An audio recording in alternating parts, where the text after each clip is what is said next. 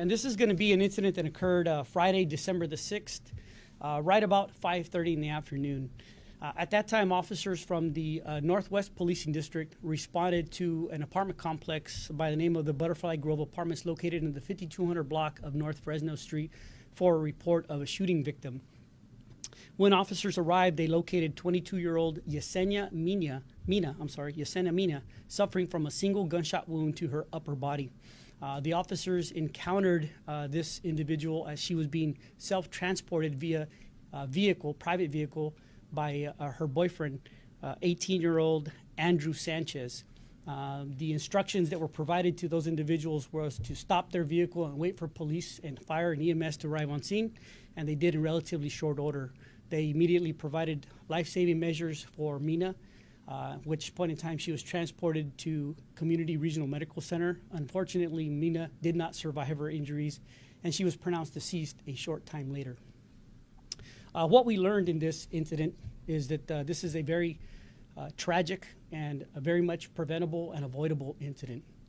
Mr. Sanchez is an 18-year-old man who does not have any criminal history, does not have any connections with any type of gang, but for reasons that are of his own opinion, or the reasons why he felt it was necessary to carry a firearm, he had one, and that firearm was stored in his residence or their apartment where he resided with Jessica Mina, and it was done so in a negligent manner.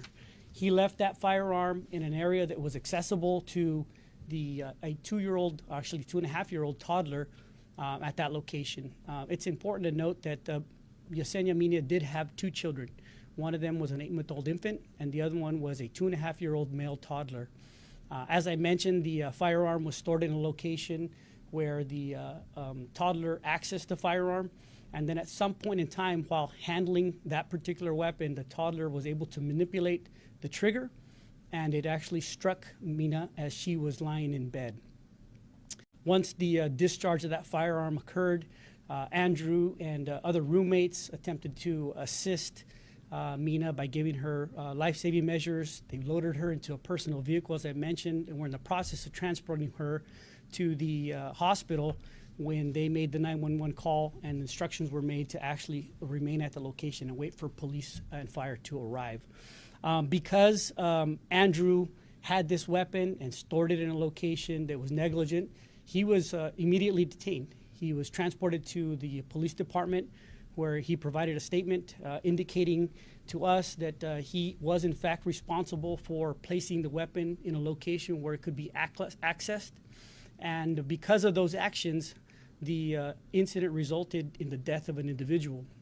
So Mr. Sanchez was booked that evening for negligent storage of a firearm, including felony child endangerment. Since then, we have learned that Mr. Sanchez has bailed out, and we're continuing to work this investigation forward, collaborating with the district attorney's office to see the appropriate charges that are going to be filed.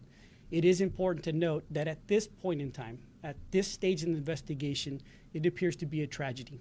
However, there is still more work to be done, which includes the autopsy of Yesenia Mina and also a forensic analysis of the evidence that we have collected. We did recover the firearm that was used in this case. It was a 9mm Kel-Tec firearm. It's also important to note that this particular type of firearm does not have any type of external safety feature.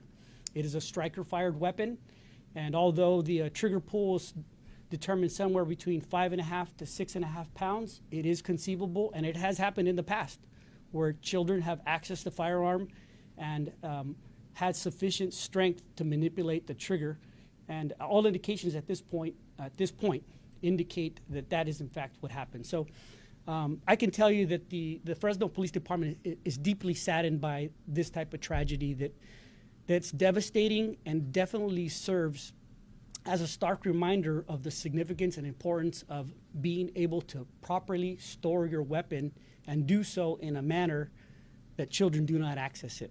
And for children that are watching this or that hear that, if you see a firearm, leave it alone, don't touch it, tell an adult. I'll say that again. If you see a firearm, leave it alone, don't touch it, tell an adult. Unfortunately, in this case, we're talking about a 2.5-year-old child who probably didn't even have enough gumption to understand what was happening.